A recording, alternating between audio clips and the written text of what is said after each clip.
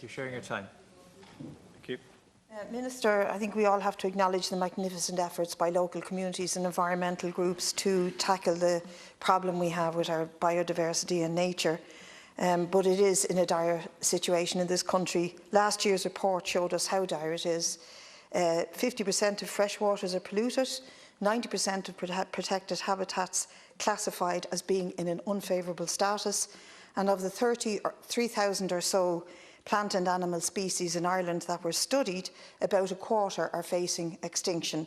1/3 of bees could be extinct by 2030, and our butterfly population has declined by 12% over the last decade.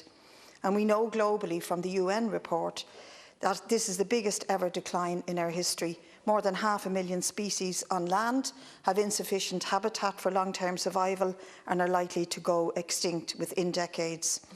And Minister, I say all this because I'm listening to all of your plans for action, the studies and reports that are promised, but none of them can mask the truth. And the truth is that at the heart of your government for the last years, supported by Fianna Fáil, and at the heart of the new programme for government, which has been given a greenwash, there is a pretence about what causes biodiversity loss and indeed climate change. And that pretence may be masked by using the right language, tick the right boxes, make all the right noises, applaud the climate activists, the school students, applaud the local communities who try to tackle biodiversity loss. But at the end of the day, it's essentially business as usual. We will continue with economic growth built around foreign direct investment, a low tax and light touch regulatory regime, Ireland in corporate as a tax haven for the weary multinationals who are looking for a place to rest. And the green element in the new government will talk very earnestly about the climate crisis, biodiversity loss and what we all must do. But I know this, that in 5 years' time, this programme, just like the last government, will not have delivered on climate change, on biodiversity or on building a sustainable society. And it won't do it because it ignores the real causes and tweaks and pretends that it's dealing and delivering a solution. The biggest driver of biodiversity loss, in a word, is growth.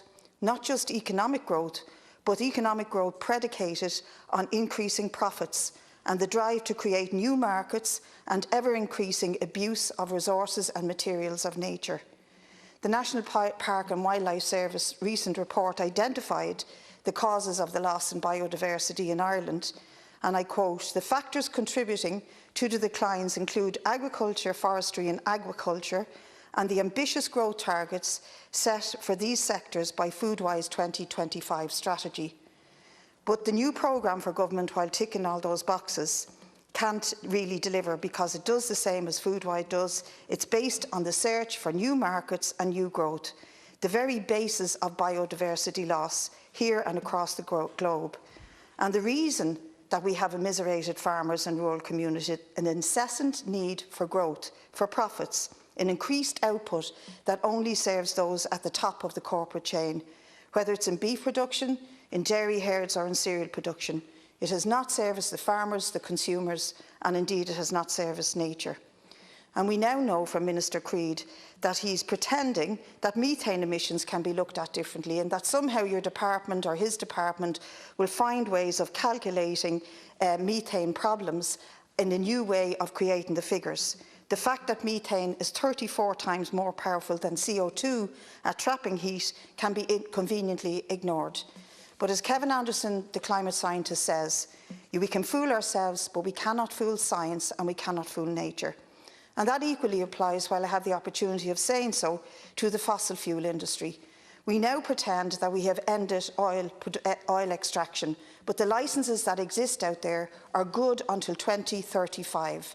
And the pretence that we are now banning the use of liquefied natural gas is also a lie, because although we're banning the importation of frack gas, we still continue to allow the importation of other forms of liquefied natural gas. And just as your government and the future greenwashed government will not challenge the power and the dominance of agribusiness and those who pollute the planet, you will not challenge the power of the fossil fuel industry. So I just want to end by appealing to those who are pouring the greenwash all over this new programme for government not to do this, to appeal to the climate campaigners who came out in their tens of thousands on the question of biodiversity and nature and the future of the planet, to look to that movement, bring it back out on the streets and look to a radical transformation of society, not one that's poured full of greenwash. Minister, the UN Environment Programme